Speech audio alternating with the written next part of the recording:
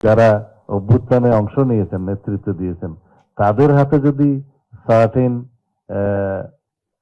কিছু কিছু যারা আমাদের উপরে মানে স্টেট অর্গান, স্টেট অপারেটর যারা আহ, আমাদের উপরে হিউম্যান রাইটস ভায়োলেশন করেছে, ম্যাসাকার করেছে, মাস কিলিং করেছে, যাদের গুলিতে 1400-র বেশি আমরা মানুষ শহীদ হয়েছে, আমাদের ছাত্র জনতা, তাদের বিরুদ্ধে আজকাল কিছু কিছু আওয়াজ হচ্ছে যে তাদের যে মামলা করার কি অধিকার নাই?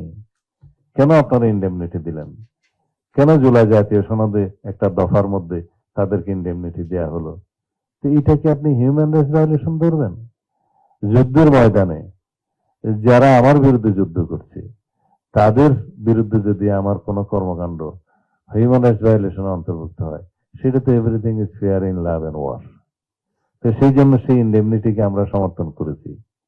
এখন যদি বলা হয় যে তাদেরকে মামলা করতে দিতে হবে, ইত্যাদি দিতে হবে, তাহলে মুক্তিযোদ্ধারা রাজাকারকে হত্যা করার দায়ে এখন মামলা করা যাবে? অনেকটা সেরকম। তো সুতরাং এক্সেপশন সব জায়গায় আছে।